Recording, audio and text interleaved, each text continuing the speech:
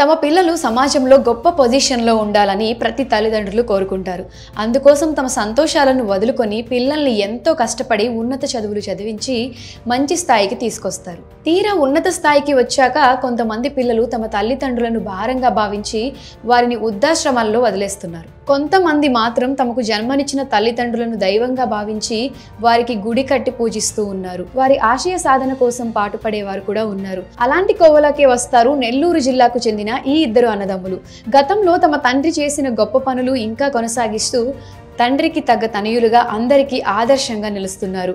వివరాల్లోకి వెళితే ప్రకాశం జిల్లాకు చెందిన కోట శివరామయ్య అనే వ్యక్తి 1989లో నెల్లూరు నగరానికి వలస వచ్చాడు. సంతపేటలో సింహపురి హార్డ్వేర్ షాప్ ఏర్పాటు చేసి వ్యాపారం మొదలుపెట్టాడు. నిజాయితీగా వ్యాపారం కొనసాగించిన శివరామయ్య అతి తక్కువ కాలంలోనే వ్యాపారాభివృద్ధి చేశాడు. వ్యాపారం బాగా నడుస్తుంది. తనకు ఇంతగా తోడ్పాటు అందించిన ప్రజల కోసం ఏదైనా చేయాలనే ఆలోచనతో పేద ప్రజలకు సహాయం అందించడం మొదలుపెట్టాడు. అంతేకాదు పేదలకు అన్నదానం చేస్తూ ఆకలి కష్టాలు తీర్చాడు. శివరామయ్య కాలం చేసిన తరువాత వ్యాపార నిర్వహణ బాధ్యతలు ఆయన ఇద్దరు కుమారులు అయిన సూర్యనారాయణ, రమేష్ బాబులు చేపట్టారు. తండ్రికి తగ్గ తనయులుగా పేరు తెచ్చుకొని వ్యాపార వృద్ధి చేస్తూ వచ్చారు. తమకు ఇంత గొప్ప వ్యాపారం పేరు ప్రతిష్టలు అందించిన తండ్రి కోసం ఏదైనా చేయాలని భావించారు ఈ ఇద్దరు అన్నతమ్ములు. అనుకున్నదే తడువుగా నెల్లూరు ప్రభుత్వ ఆసుపత్రి ఎదురుగా సింహపురి భోజనశాలను ఏర్పాటు చేస్తారు. ఆసుపత్రికి వచ్చే వారికి కడుపు నిండా భోజనం పెడుతున్నారు.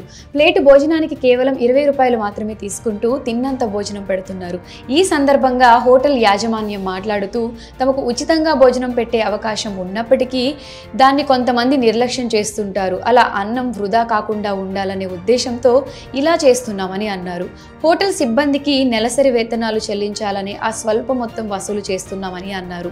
ఒక ప్లేట్ భోజనం 70 రూపాయల వరకు పడుతుందని అన్నారు. ఆసుపత్రిలో చికిత్స పొందే రోగులకు అక్కడ సిబ్బందికి భోజనం అందిస్తున్నామని అన్నారు.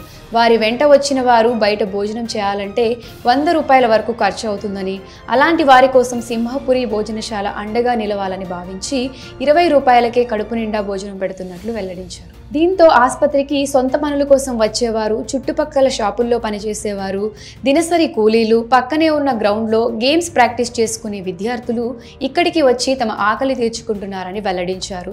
అన్నం పరబ్రహ్మ స్వరూపం. ఆకలి అని వచ్చేవారిని తృప్తిపరుస్తున్నామన్న ఆనందం తమకు ఉందని, తమ తండ్రి ఆశయాలు కొనసాగిస్తూనే ఉంటామని అన్నారు. ఈ కాలంలో ఇలాంటి కొడుకులను కన్నా కోట శివరామయ్య ఎంతో గొప్పవారని స్థానికులు మెచ్చుకుంటున్నారు.